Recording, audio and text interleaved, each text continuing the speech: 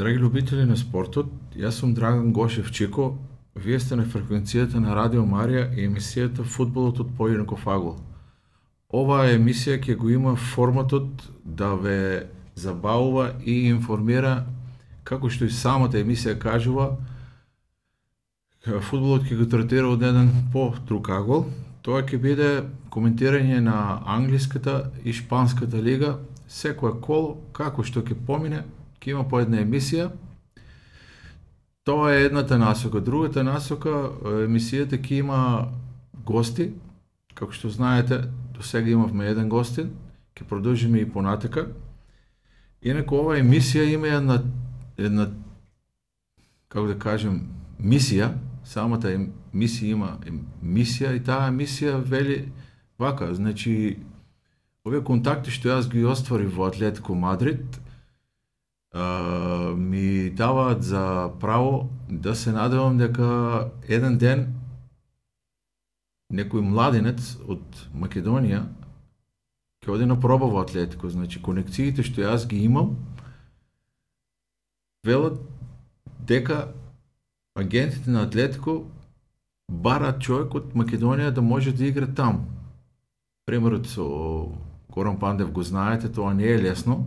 Сака многу одрекување, сака одење и по други клубови, значи не може одма сигурно да заигра за Атлетико, меѓутоа со упорност и посветеност јас верувам дека тоа ќе успее. Затоа и ќе настојувам да во емисијата има луѓе од младинскиот погон, луѓе што ги тренираат тие деца, за да може да најдеме и да дојдеме до такво дете. Колку ќе успееме, времето ќе покаже. Ова емисија ќе почнеме со коментирање на англиската лига, како што знаете, започна во петок. Првата утакмица беше Барнли со Манчестер Сити. Барнли е апсолутен аутсайдер и тој е нов во оваа лига. Оваа година влезе. Манчестер Сити типично во нивни стил, фуриозно и доминантно се издвои Халанд, кој мене многу ме потсеќа на Дарко Панчев, бидејќи одлично се знага во шестдесетокот и сите топки одеа на него таа утакмица, како што знаете, тој даде и гол. Моите прогнози се дека Манчестер Сити ќе атакува на првото место. Во секој случај, тоа го покаже и во минатите сезони, тоа го покаже и во силата, ја покаже уште во првата утакмица.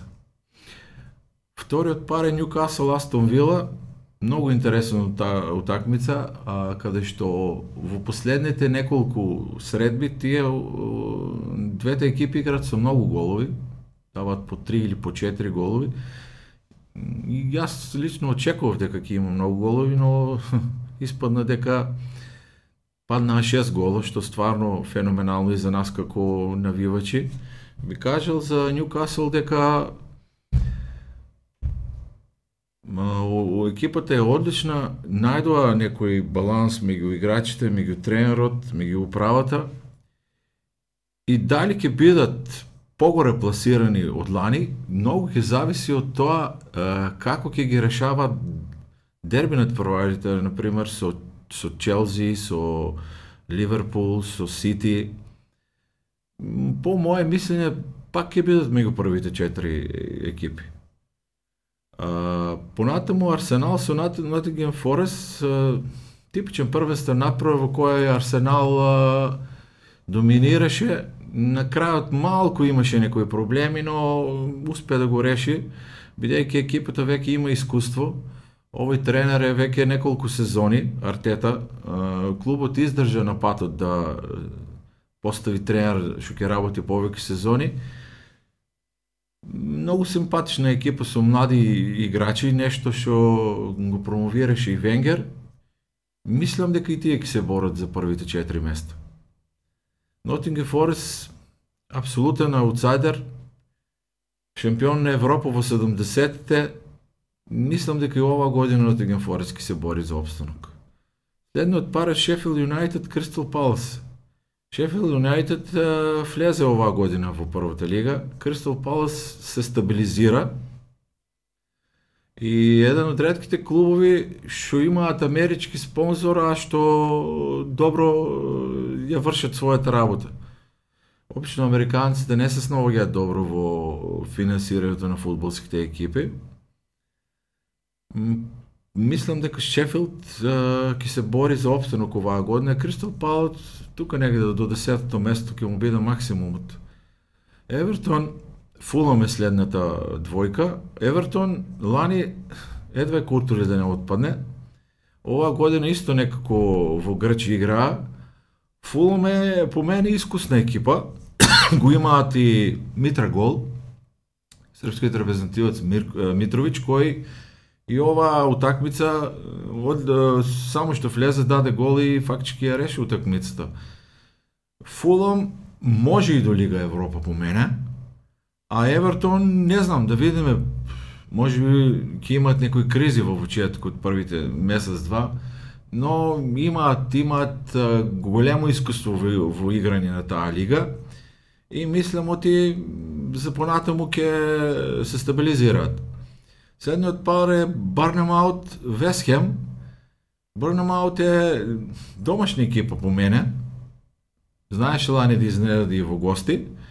Вестхем лани супер изигра, има добар тренер, имаат добра кадровска политика.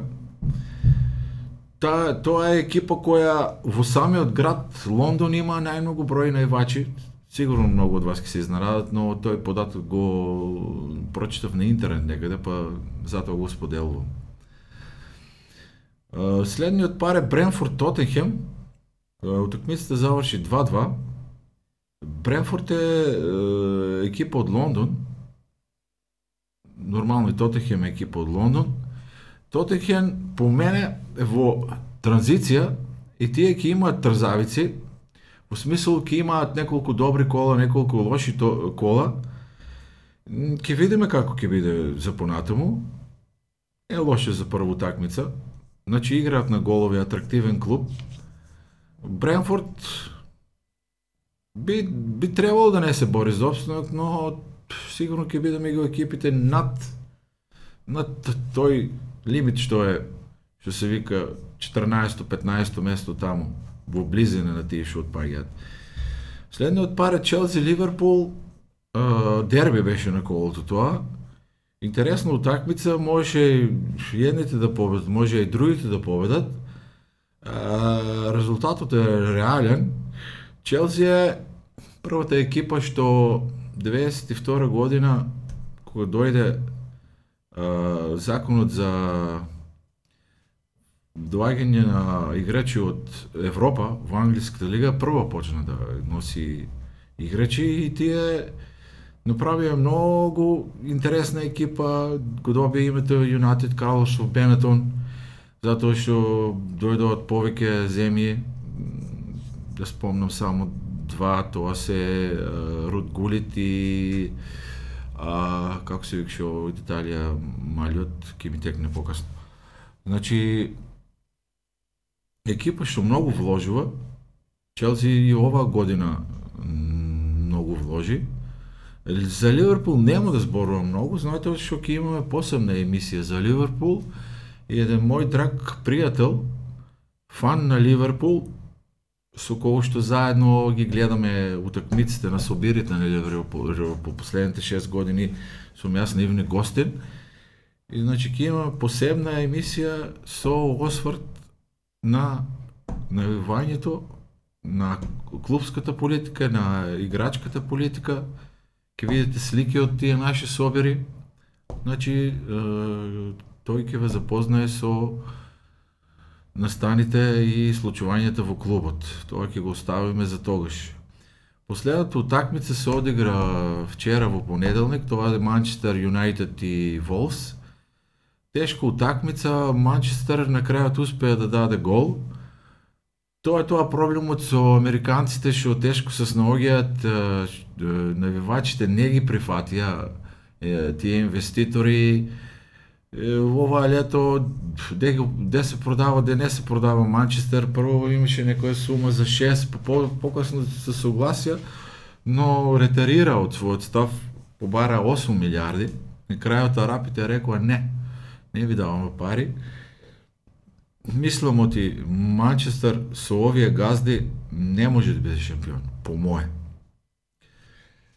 Би преминал на Шпанската лига, која исто почна оваа недела. Првата утакмица беше Алмерија Рајо Валекано.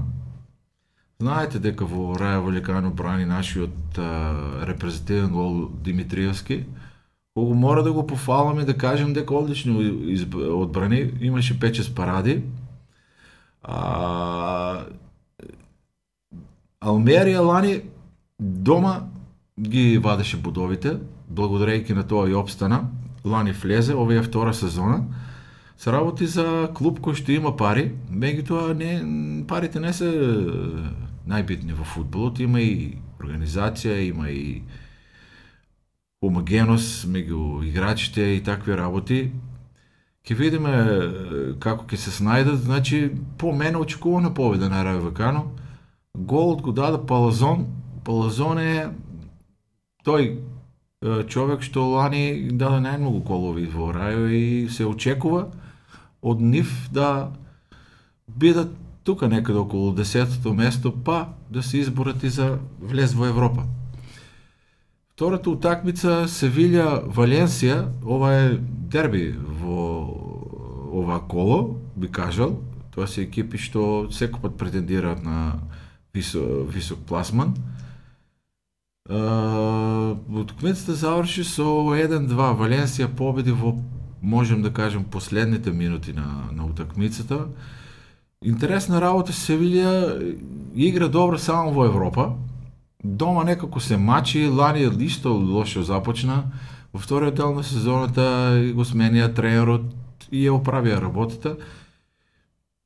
Искрено изненадан сум што изигра лошо. Мислев дека ќе победат, бидејќи и Валенсија е екипа што последните неколку години едноставно бедно игра. Би кажал, не личи на таа Валенсија што ние сме навикнени да ја гледаме. Се надевам дека Валенсија ќе се оправи во понатамошните кола.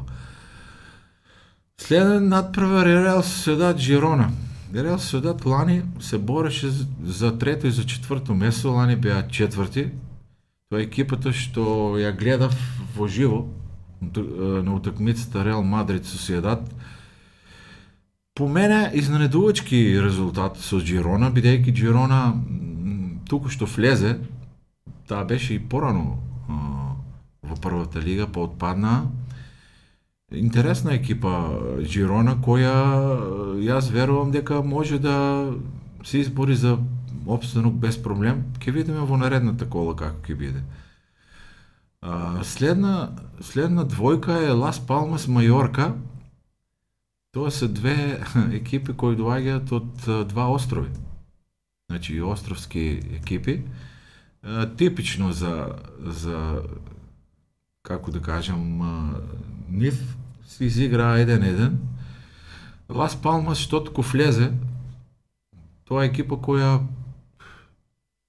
едноставно е помеѓу првата и втората лига, влегуваат и спаѓаат, исто и за Мајорка може да кажеме. Мајорка лани изигра добро и на страна, мада бодовите ги взимаше дома. Верувам дека може да бидат во средината на табелата и двете екипи. Атлетико Билбао, Реал Мадрид, очекувано 0-2, затоа што Реал Мадрид е навистина најјак клуб таму, најдобро организиран. Има некои работи што не ми се допаѓаат, меѓутоа тоа ќе го оставиме за другите емисии за Реал. Ова беше за нив рутински надпор. Атлетико Билбао не може да претендира на висок пласман ако не ги победува Реал, Атлетико, Барселона. Тоа во последните 4-5 години не му успева. И не само тоа, Атлетико Билбао успеа да биде по-неуспешен од својот ривал, тоа е Реал Сосиедад. Реал Соседат, благодарейки на последните 10 години, кои ги завършуват с по-големи инвестиции от Атлетико Билбао, значи всяка година връзкуват по-големи пари в клубът. Реал Соседат успя в последните 3-4 години да биде над Атлетико Билбао. Се знаеше, тия долагат от Баския, един интересен регион и богат регион, един от по-богатите в Шпания, со Каталония са най-богати два региона и имат стабилни първолигаши. Селта и Осасуна са наредни от пар. Селта е много интересна екипа, тая дойде от Галиция, но е единствен представник на тая. Ми текна, кога дойдев на тука, дека они го имат, Галиция го има един от най-богатите луѓе во Шпанија, тоа е газата на модната куќа Зара. Зара ви е много позната, бидејќи е много популарна последните 10 години на Балканот. Значи, на Селта им треба толкова еден таков инвеститор, кој што ќе влезе, ќе инвестира и ќе може клубот да оди напред. Инако има традиција, ама мислам оти страдаат заради инвестициите. Нема доволно инвестиции во клубот. Осасуна я памнам од времето на 85-6 година, кога германската група Хеловин снимаше спот во нивниот град. Тие доаѓаат од баскискиот град Памплона. Памплона е позната по оние бикови кои ги пуштаат по улиците, па луѓето трчаат таму. Уште тогаш се интересирав каде е тоа, кој шош, и потоа дознав дека од тој град е и фудбалскиот клуб Осасуна. Осасуна долги години важеше на најжешок терен во Ла Лига, затоа што таму нема атлетска патика и физичкото близина на теренот, на трибините и теренот се близко, и луѓе што имаат играно по 5-6 сезони најмалку кажуваат дека најтешко им било да гостуваат на Ел Садар. Ел Садар е стадионот на Осасуна. Следната екипа е пара Вилиарреал Бетис. Сега и за Вилиарреал имаме интересни информации за вас. Вилиарреал е третиот најбогат клуб во Шпанија. И затоа Вилиарреал последните 20 години има фантастични резултати, и затоа е и стабилен първолигаш, и затоа успева да победи на големи утакмици, и затоа добро игра и во Европа. Како го дознав тоа? 2018 година, кога отидов на новиот стадион на Атлетико Мадрид да гледам утакмицата со Билбао, при слетувањето на аеродромот приметив Learjet, тоа се мали авиони, со по 20 луѓе што собира, и на самиот авион, горе на опашката беше знакот на Вилиарреал. И велам, овие изгледат се тука, изгледа играат. И кога проверувам на телефонот, гледам, играат со Гетафе. Покасно се заинтересирав и прочитав дека тие имаат богат газда. Единствени 3 екипи што патуваат со приватни авиони во Шпанија се Вилиарреал, Барселона и Реал. Сите други не патуваат баш со авиони. Атлетико Мадрид исто патува со авион, но тоа е нискобуџетната компанија Ер Европа. Игра со Бетис. Бетис е најпријателскиот клуб што имаат најдобри односи со Атлетико Мадрид. Тоа го знам, бидејќи сум навивач на Атлетико. Видете, Бетис има во последните години по-добри резултати од својот градски ривал Севилја, а тоа се должи на добрата клубска политика и добриот тренер. Нив ги води Пелегрини. Пелегрини каде што работил, оставил добри траги, тоа го прави и со Бетис. Идниот пара е Гетафе Барселона. Тоа секоја екипа, па и Барселона, има некој незгоден ривал. Значи, Барселона со години не може на Гетафе да му даде гол и играат нерешено. Абсолютна доминация на Барселона, нормално накрая може да им судат пенал, но не им судя и уtakmicата се завърши 0-0. Предпоследният паре Кадис Алавес. Кадис и Алавес са два интересни клуба. Кадис довага от югът на Шпания. От Андалузия Алавес е баскетски клуб, който повече в сезони влегува и излегува и сакам да кажем за Алавес го има изиграно едно от най-добрите финали на УЕФА. Купото УЕФА, по-рано се викаше, където играше с Ливърпул и изгуби 5-4. Кадис се бори с финансите и тежко му успева да остане секоја сезона. Мислам дека ова година ќе се случи истото. Алавес ми е тотална непознаница, ќе видиме како ќе тргнат. Последната утакмица е Атлетико Мадрид и Гранада. Вие знаете дека аз съм фан на Атлетико Мадрид и морам да кажем дека вчера изигра добра утакмица. Изненадувачки Гранада вториот дел добро се држеше. Меѓутоа, еве ќе ви кажем искрено, мислам дека првите 2 месеци ќе одлучат дали Атлетико ќе биде, ќе кажем, храбро и шампион, затоа што навистина Атлетико има добра екипа. И не е случайно во ерата на Чоло Симеоне, не е случайно од првото трето место. Атлетико Мадрид не бил четврт во ерата на Чоло Симеоне. Така да мислам дека оваа година исто како за предходниот пар, ќе кажем, првите 2 месеца, ако Атлетико успее да биде на врвот, јас мислам дека така ќе остане. Гранада беа па се вратија, беа отпаднаа па се вратија во првата лига. Не сум сигурен со каков фудбалски кадар располагаат. Ќе видиме во понатамашните кола. Драги любители на спортот, тоа беше првото коло, првите коментари. Се надевам дека ви се допадна. До слушање и до гледање.